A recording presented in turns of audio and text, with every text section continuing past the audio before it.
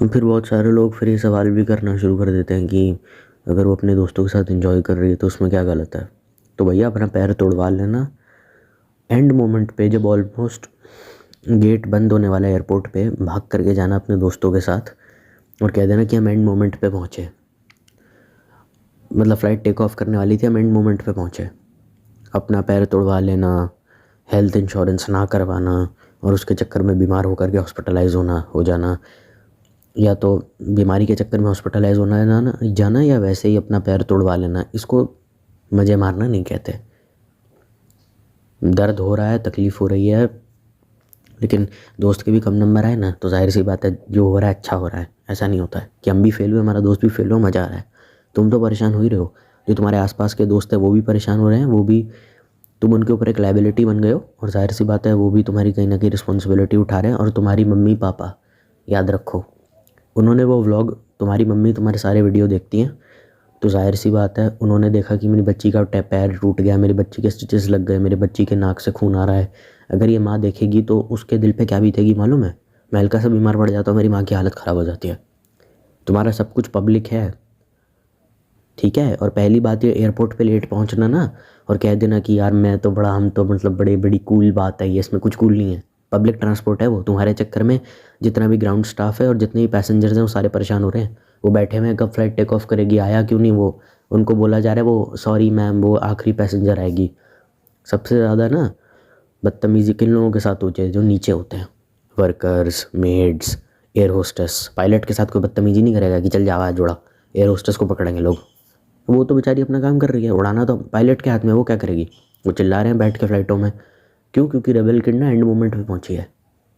तो ये नहीं होता है कि अब मज़े मार रहे हैं, मज़े आप मारो, कोई दिक्कत नहीं है, लेकिन ऐसा नहीं होना चाहिए ना। ऐसी ये तो बिल्कुल ऐसी बात है कि मैं दोस्तों के साथ मनाली के ट्रिप पे हूँ, मज़ा आ रहा है, ठंडी ठंडी हवाएं चल रही हैं, कह रहा हूँ मज़े नहीं आ रहे यार, मज़ा नहीं आ रहा, तो मैं अपनी गाड़ी लेफ़्ट साइड में टर्न कर देता और गाड़ी जाती है गिरती सीधा खाई में।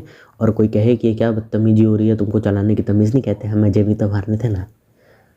मज़े अगर मारने हैं तो पहली बात है कि इमोशन है जो जनरेट होता है, तो उसके लिए जो जनरेट करवाने वाले लोग हैं तुम्हारे अंदर, वो इमोशन तुम्हारे आसपास ही हैं।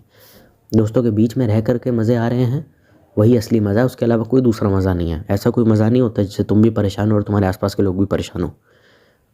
तुम अगर किसी अपने दोस्तों के ऊपर लाइबिलिटी बन जाओगे तो ऐसे इंसान को हर कोई छोड़ देगा। और लोग भी कहते हैं अरे दोस्तों के साथ, अरे हम तो एक दूसरे के लिए खड़े रहते हैं, तू मेरा भाई है। हाँ भाई है, वो भाई बनाने लायक है इसीलिए वो भाई है। वो अपना ख्याल भी थोड़ा बहुत खुद रख सकता है इसीलिए वो भाई है, ठीक है। और तुमको अगर लग रहा है ना कि मेरा तो दोस्त है पिंटू जो हमेशा मेरे साथ देता है, पर्सनल या प्रोफेशनल लाइफ में ये लोग इतने ज़्यादा बिजी हो जाएंगे ना, एक दिन तुम्हें छोड़ के चले जाएंगे। वो ये कहेंगे कि हम अपने बारे में भी तो सोचना चाहते हैं ना, इसकी वजह से हमारी ग्रोथ नहीं हो पा रही लाइफ में। ये बार बार आता रहता है, कोई ना कोई भसड़ इसकी ज़िंदगी में चलती रहती है, भाई बंदी ने छोड़ दिया, भाई खाना अच्छा नहीं है, शराब अच्छी नहीं है, यहाँ ये दिक्कत है, ये भसड़ है। हम अपने आप पे फोकस करें या इसके ऊपर फोकस करें। और उनको भी उनके माँ बाप यही हिदायत देते हैं कि मत खेला करो ये पिंटू के साथ। क्यों नहीं खेलो? क्योंकि अपने बारे में सोचना गलत है, और में कुछ गलत नहीं है। तुम सारी ज़िंदगी दोस्ती यारों के चक्कर में पड़े रहोगे, अपने ऊपर काम नहीं कर पाओगे। दोस्ती ऐसी हो जिस पे तुम पर्सनली या प्रोफेशनली ग्रो हो रहे हो तो भी दिक्कत नहीं है, लेकिन ये नहीं होना चाहिए कि भट्टी हमारी भट्टी तुम्हारी, चलो, वो नहीं होना चाहिए। मम्मी जब कहती है, मम्मी भी तो कभी छोटी रही होंगी, मम्मी भी तो स्कूल कॉलेज गई होंगी, मम्मी के भी वहाँ दोस्त होंगे, पेट्रियार्की थी या नहीं मुझे नहीं फ़र्क पड़ता, लेकिन मम्मी अगर कह रही है कि उस लड़के से दूर रहो तो जाहिर सी बात है उसने कुछ सोच समझ के कह रही होंगी। मम्मी कह रही है दोस्ती यारी के चक्कर में मत पड़ो, एक पॉइंट के बाद। ऐसा नहीं कि मम्मी कह रही है बाहर ही मत जाओ, मतलब कभी कभार मम्मी कह देती थी, और वो उस वे में नहीं कहती थी कि don't have a social life, कहती थी दोस्ती यारी के चक्कर में मत पड़ो। तो उस टाइम पे हमको समझ में धीरे धीरे आने लग गया कि ये वक्त है, इसको उपयोग करो अच्छे से, अपने ऊपर काम करो। और तुम हो अगर ऐसे कि खुद के ऊपर काम कर सकते हो और तुम्हारी अच्छी खासी सोशल लाइफ है और तुम एक एक्सट्रोवर्ट हो, तो बनाओ दोस्त, कौन मना कर रहा है। और 4 से 5 लाख रुपए अगर तुमने कमा भी लिए एक प्रमोशन से या फिर तुमने इवेंट से, और उसके बाद भी तुम्हारे साथ ऐसी मिसहैपनिंग्स होती रहती हैं जिसमें करोड़ों का नुकसान होता रहता है। फ़्लाइट मिस कर लिया तो फ़्लाइट की टिकट भी मतलब महंगी होती है, स्टिचेस लग गए वो भी महंगा, हेल्थ इंश्योरेंस कराया और विदेश में कराया, बिना हेल्थ इंश्योरेंस के तुम एडमिट हो गए हॉस्पिटल में, 90,000 बात का बिल आ गया, तो ये महंगा ही तो है। तो पैसा बच कहाँ रहा है? पैसा तो इन्हीं सब उल्टी सीधी जगहों पे उड़ रहा है, फ़ायदा क्या? मैं 15,000 कमा रखा हूँ, और मेरे अंदर जज्बा है सब कुछ कमाने का। हेल्थ इज़ वेल्थ, मैं इस चीज़ को मानता हूँ और कमाता भी बढ़िया हूँ और मेरी हेल्थ एकदम ठीक है।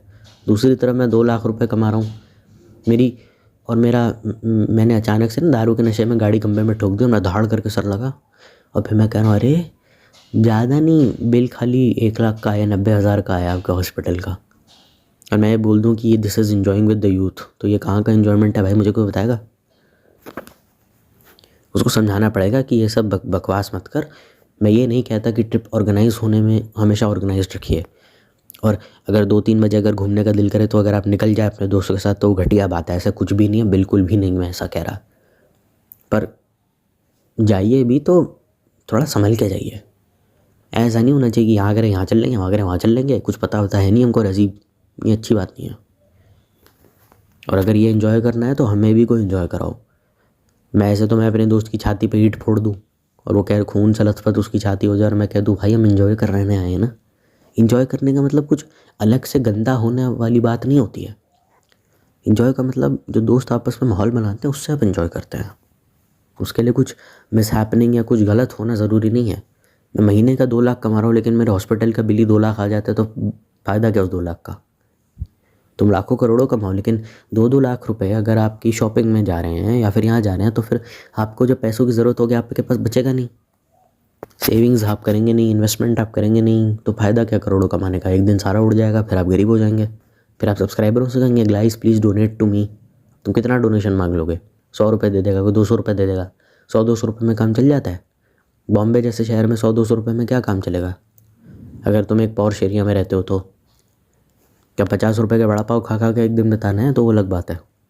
पर अभी आ भी नहीं रहा हूँ कि जब रेबेल किड हॉस्पिटल में एडमिट होती है, जब उसको चोट लगती है तो उसके माँ के दिल पे क्या बीतती है। तुम कहते हो ना हु आर यू टू जज, मैं जज नहीं कर रहा हूँ, मैं उसकी मम्मी का पर्सपेक्टिव समझा रहा हूँ तुमको कि उसको कितना बुरा लगता होगा कि मेरी बच्ची का मैंने व्लॉग देखा आज उसके चोट लग गई, मैं एज अ मदर उसके लिए कुछ कर नहीं पाई। मैं उसको वीडियो कॉल पे कह रही हूँ बेटा तू ठीक है ना, बेटा तुझे कुछ चाहिए तो नहीं, क्योंकि मुझे अच्छे से पता है वो वहाँ काम करने गई है, वो गई है वहाँ पे काम करने, जाहिर सी बात है काम करने गई है, व्लॉग बनाने गई है तो उससे उसको पैसे मिलते हैं।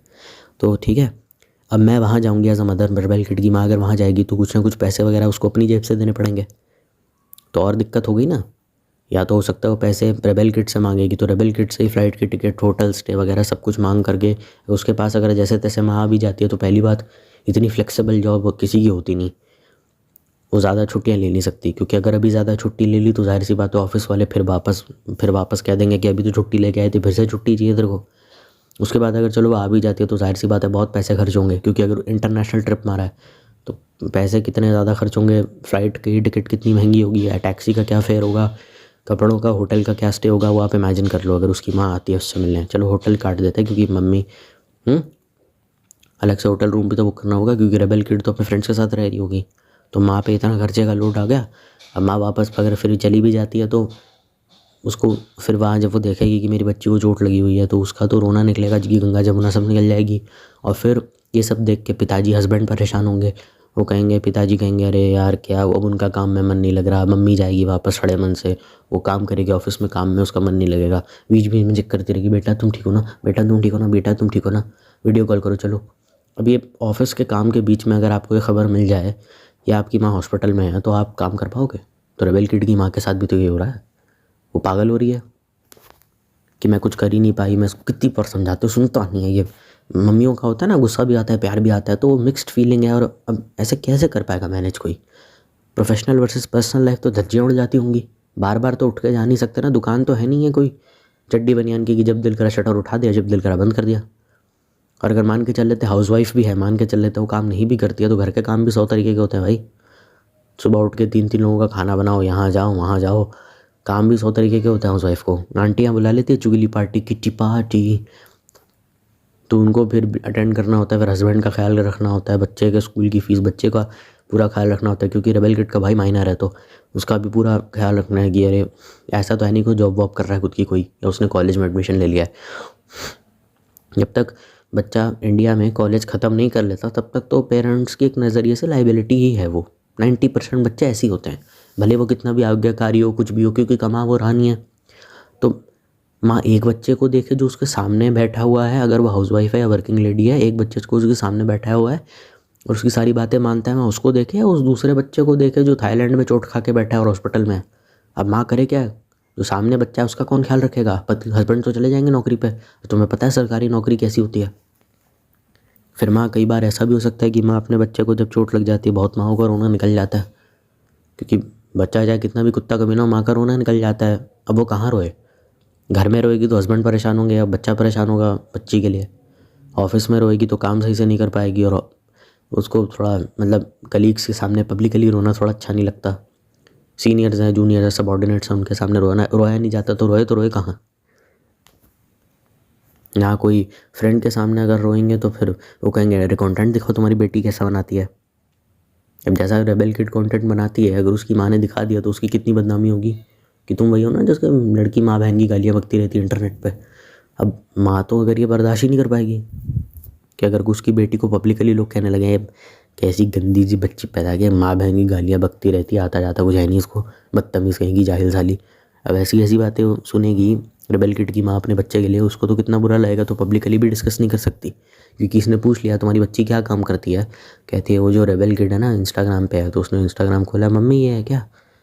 फिर वो देखेंगे और कहेंगे तुम्हारे चक्कर में हमारा बच्चा बिगड़ रहा है, हमारा दूर रहो आपसे। रेबेल किड की मम्मी कहेगी ठीक है दूर रहती हूँ।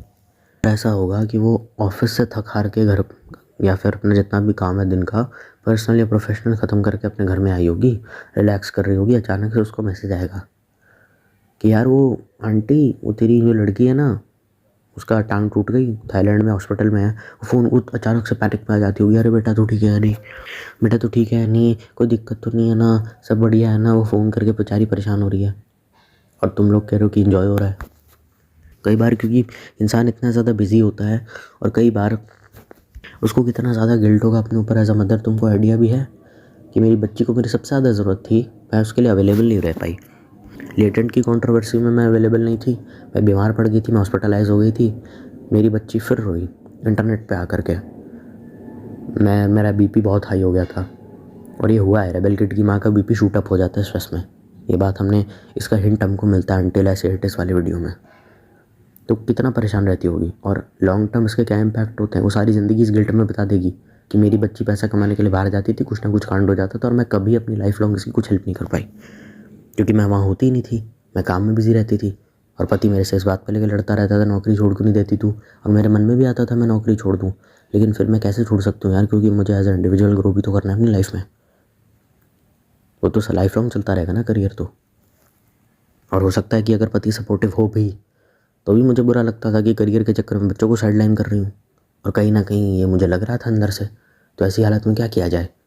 एक आध बार छुट्टी मिल जाती थी और कई बार वो मुझे अपने साथ ले जाती थी, तब तो सब ठीक था। वो इन छोटी छोटी बातों को लेकर स्ट्रेस लेती रहेगी और लॉन्ग स्ट्रेस लेती रहेगी कि आज मेरी बच्ची की टांग टूट गई, इसके साथ कुछ गलत हो गया, फिर इसको इवेंट पे गालियाँ पड़ी। उन सब चीज़ों को लेकर स्ट्रेस लेती रहेगी और जब वो स्ट्रेस लाइफ लॉन्ग बढ़ता चला जाएगा, बढ़ता चला जाएगा, बढ़ता चला जाएगा, तो उसके क्या हेल्थ इफ़ेक्ट्स हो सकते हैं ना, पढ़ लेना एक बार जा करके। लॉन्ग टर्म स्ट्रेस से हार्ट अटैक भी आ सकता है, कार्डियक अरेस्ट भी हो सकता है, मौत भी हो सकती है। मैं कुछ मजाक नहीं कर रहा हूँ। तो क्या करेगी वो? इग्नोर करना शुरू कर देगी, उसके व्लॉग्स नहीं देखेगी, कभी कभार देख लेगी। या तो फिर वो क्या करेगी, वो ऐसे प्रिटेंड करने लगेगी, डीप डाउन शी नोज़ कि वो अपने बच्चे के लिए कुछ कर नहीं पा रही। जब उसको कोई दिक्कत हो रही है तो क्या करेगी? दोस्तों के साथ एंजॉय करना शुरू कर देगी। दोस्तों के साथ एंजॉय करना शुरू कर देगी और इग्नोर करती रहेगी, उसके व्लॉग्स नहीं देखेगी या उसके कंटेंट देखना बंद कर देगी, क्योंकि उसे पता है डीप डाउन कि कुछ ना कुछ कांड मेरी बच्ची की ज़िंदगी में हो रहा है।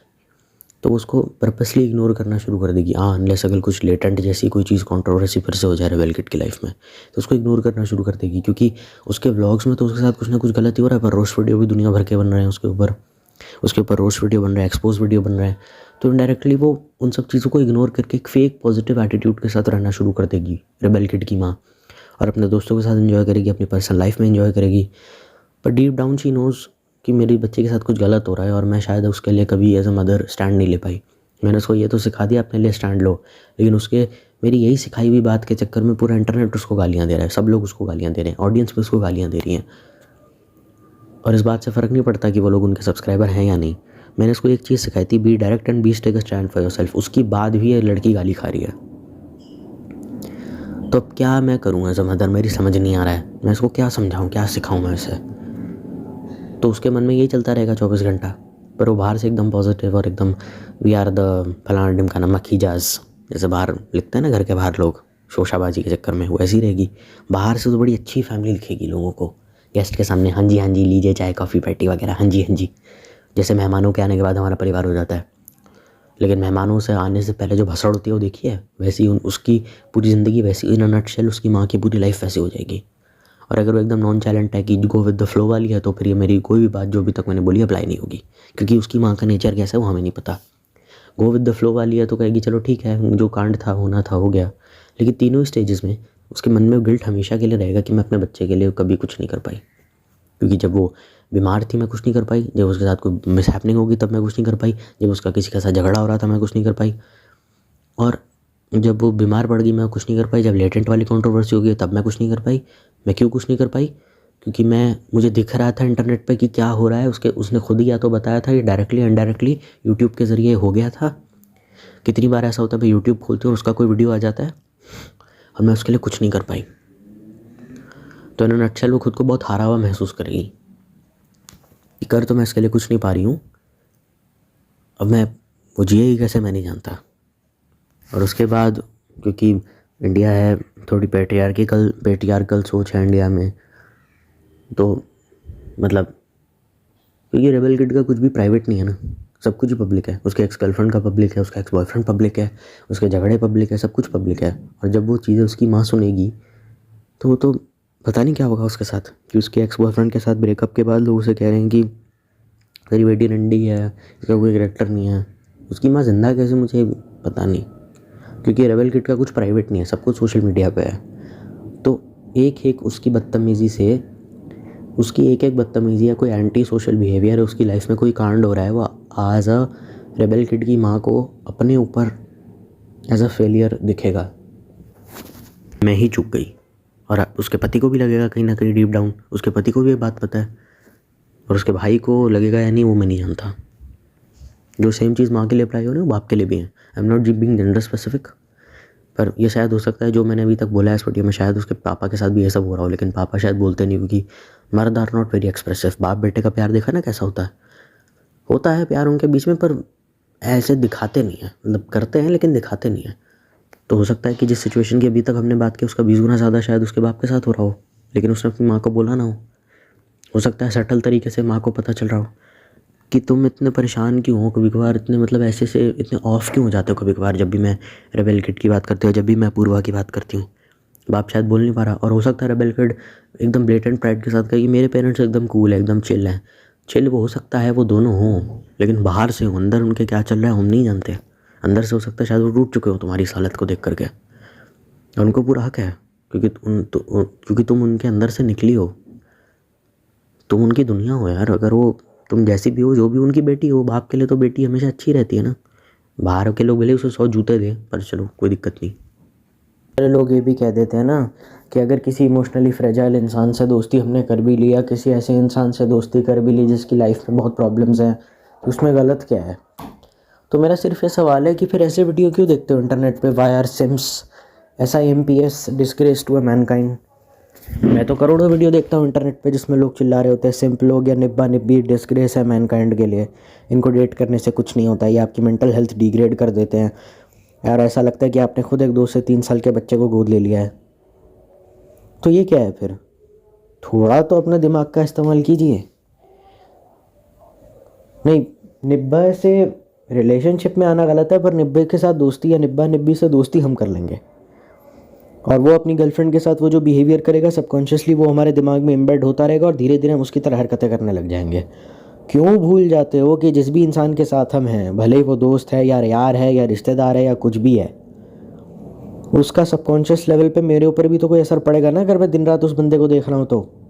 और आपकी थिंकिंग निब्बे जैसी हो जाए, आप प्यार में निब्बा जैसा बिहेव करने लगे, और आपको कोई आपका दोस्त ये बोल के छोड़ दे कि साला इसके चक्कर में मैं रोतड़ू बनता जा रहा हूँ, ये बार बार अपनी समस्याएं लेकर के आ जाता है, मुझे बात बात पर मेंटल ट्रॉमा देता है, और आप उसको बोलो कि नहीं तू तो सनम बेवफा निकली, तो गलत कौन हुआ, आप हुए या वो वाला इंसान हुआ? आप खुद बताइए भाई। आपकी भी कोई इंसान सिर्फ तब तक ही मदद कर सकता है जब तक वो इंसान एक राइट मेंटल स्टेट में है।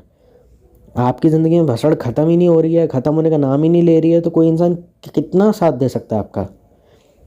एक दिन आएगा तुम तो बोल दोगे अल्फ़ा मेल है, लड़कियां होती किसी काम की नहीं है, लड़के साले होते किसी काम के नहीं है, तुम तो अल्फ़ा मेल बन के निकाल लोगे सारी ज़िंदगी। इन बेचारों की अरेंज मैरिज हो जाएगी, ये अपनी पर्सनल लाइफ में बिजी हो जाएंगे, तुम अकेले रह जाओगे। फिर कितना जिम जाओगे, कितना नेटफ्लिक्स देखोगे, और कितने घंटे जिम जाओगे? 18 घंटे, 22 घंटा नेटफ्लिक्स देखोगे। ऑफिस का काम क्या दिन में 17 घंटे करोगे? तो इसीलिए कहा जाता है कि लाइफ में चाहिए ही नहीं फालतू आदमी, काम का आदमी चाहिए और फालतू लोग नहीं चाहिए, ऐसा नहीं। पर कोई ऐसा आदमी हो, अगर फालतू हो भी तो मिनिमाइज द डैमेज वाली सिचुएशन में रहे, वो चाहिए हमको। और जो लोग कहते हैं 90 से दोस्ती कर भी ली तो क्या गलत है? बेटा प्यार दोस्ती है, शाहरुख खान ने बोला था। शाहरुख खान को मैंने फेमस नहीं करा है, तुम लोगों ने करा है। उनकी फिल्में आप ही देखने जाते हैं। शाहरुख खान ने तो कभी खुशी कभी गम में कह दिया था प्यार दोस्ती है। अब प्यार दोस्ती है तो फिर निभाइए। दोस्ती को प्यार में बनने में देर कब लगती है पता भी नहीं चलता। आधे से ज़्यादा लोग तो सिंगल ही हैं जो वीडियो देख रहे हैं। पर क्या फालतू लॉजिक है, निब्बी नहीं चाहिए अपनी लाइफ में, क्योंकि बड़ी बेवकूफ़ी मेंटली इमेच्योर होती है। वो अलग बात है दोस्तों को, अगर निब्बी जैसी लड़की हमारी दोस्त हो तो बिल्कुल चलेगा। निब्बी चाहिए ही नहीं, या तो चाहिए निब्बी अगर चाहिए लाइफ में तो चाहिए, दोस्त किसी भी रूप में आए, दोस्त हो, वाइफ हो, गर्लफ्रेंड हो, और नहीं चाहिए तो मतलब नहीं चाहिए। ईमानदार आदमी ये बोलेगा। ऐसा नहीं कि कन्वीनियंस के हिसाब से किसी रिश्ते में अगर एक फ्लॉ दिखता है किसी पर्टिकुलर एंगल में तो उसको ले लिया, और अगर वो नहीं है तो फिर जाए भाड़ में तू। ऐसा नहीं होता ये, this is basically use and throw only. ठीक है, मेरा दोस्त अगर अपनी गर्लफ्रेंड से बात कर रहा है, मैं सिंगल भी हूँ, और वो बाबू ने थाना थाया अगर बोल रहा है तो इनडायरेक्टली मेरे ऊपर भी असर पड़ेगा। इसका ये बिल्कुल मतलब नहीं है कि मेरे दोस्त ने जो कुछ भी मेरे लिए किया है, टफ टाइम्स में मेरी हेल्प की है, मेरी सिक्योरिटी नेटवर्क, उसने जो मेरी हेल्प किया मैं उसे भूल जाऊँ। लेकिन मैं कुछ भी हो जाए, मैं उससे कभी भी रिलेशनशिप एडवाइस लेने नहीं जाऊँगा, चाहे कुछ हो जाए। वो अगर ये बोलेगा भाभी ने कुछ बोल दिया, मैं नहीं बोलूँगा, क्योंकि इवेंचुअली वो है भी निब्बा, और जाहिर सी बात है। अभी तो तुमने बेटा इंटरनेट पे अल्फ़ा मेल्स को नहीं देखा, अगर तुम्हें मेरी बात रूड लग रही है तो। Kiran Roy life navigator, why are sins disgraces to a mankind, उसने तो मैनकाइंड को ही डिसग्रेस बोल दिया। तुम निब्बा निब्बी मर जाना चाहिए तुमको। उसने तो खुल के बोला है ये। तुम्हें मेरी बात रूड लग रही है? इन्हें अल्फ़ा मेल्स को फेमस किसने कराया? तुम ही ने तो करवाया। तो अगर इनडायरेक्टली मुझसे नहीं, इससे पूछो, ये किरण रॉय लाइफ नेविगेटर, इससे पूछो कि इसने ऐसा वीडियो क्यों बनाया। मैं तो ये भी नहीं कह रहा कि अल्फ़ा मेल घटिया होते हैं, अच्छे होते हैं, वो तुम जानो। एंड्रयू टेट अच्छा है या बेकार है वो तुम जानो, because it's about dating life. इसलिए नहीं क्योंकि मेरी फटती है। एंड्रयू टेट का मेरे से पहली बात कोई लेना देना है नहीं, और ये डेटिंग लाइफ के बारे में मैंने पहले ही कहा था। ऑडियंस की पर्सनल लाइफ में क्या चल रहा है उसके बारे में मुझे नहीं बात करनी है, क्योंकि डिफरेंस इन ओपिनियन मेरा और मेरी ऑडियंस का एक पर्टिकुलर चीज़ को लेकर के होना चाहिए। डिफरेंस इन ओपिनियन में कमेंट सेक्शन में अपनी ऑडियंस को लड़वाना नहीं चाहता। हम एक फैमिली की तरह हैं और फैमिली की तरह ही चल के रहेंगे। मुझे नहीं पसंद, तुम निब्बा हो कोई दिक्कत नहीं, निब्बी हो कोई दिक्कत नहीं, और तुम एक बहुत प्रैक्टिकल इंसान हो तब भी कोई दिक्कत नहीं। ऐसा नहीं होना चाहिए कि तुम सब जाओ साले भाड़ में, मैं तो वो बोलूँगा जो मेरा दिल करे, क्योंकि अजीब है, गंदा है। ठीक है, मैं कोई पॉलिटिकल कंटेंट नहीं बनाता, जबकि मुझे पॉलिटिक्स की बहुत नॉलेज है, पर मुझे वो करना ही नहीं है, क्योंकि मुझे पता है सिर्फ अगर मैं अपना ओपिनियन भी दे दूँ ना इंटरनेट पे कि मुझे निब्बा पसंद है, मुझे निब्बी पसंद है, मुझे प्रैक्टिकल लोग पसंद है, लोग साले उसमें जजमेंटल होकर आपसे रिश्ता तोड़ देते हैं इतनी सी बात पे। तो बेहतर है कि वो सिचुएशन आने ही मत दो, क्योंकि ऑडियंस अभी तो आपसे प्यार कर रही है। मैंने कुछ उल्टा सीधा बोल दूंगा, ये इनको ये बुरा मान जाएंगे और साले मेरे से रिश्ता ही तोड़ देंगे। तो मैं वो सिचुएशन आने ही क्यों दूँ? तुम्हारी लाइफ है, जैसे मर्जी जियो। बस एक चीज़ याद रखना कि ज़िंदगी में सुकून से बढ़कर कुछ भी इंपॉर्टेंट नहीं है। मैं तुमको लड़वाना नहीं चाहता कमेंट सेक्शन में कि तू तो बहन मती बोल, नहीं दादा आप ठीक हो, आप सही बोल रहे हो, ऐसा कुछ नहीं है। और अगर आप लड़ नहीं भी रहे और मेरा सपोर्ट भी कर रहे हैं तो भी आप गलत जा रहे हैं। बोला कैसे जा रहे हैं? क्योंकि ब्लाइंड फॉलोअर्स हो, भेड़ चाल के चक्कर में। वो सिचुएशन मैं चाहता नहीं। आप लड़ो, लेकिन मुझसे लड़ो, एक दूसरे से नहीं। मेरा बस यही प्रॉब्लम है। अल्फ़ा मेल आएंगे वो तो उनके तो सारे वीडियो का मेन ऑब्जेक्टिव ही होता है कि औरत तो है ही साली कैरेक्टरलेस। शुक्र मनाओ उस लेवल पे नहीं गए हम। और जबकि ऐसा नहीं है, हमने भी वो सारी की सारी लड़कियां वैसी वाली और वैसे वाले लड़के हमने देख रखे हैं जिनको तुम लोग कैरेक्टरलेस बोलते हो। क्या बोलते हो उनको?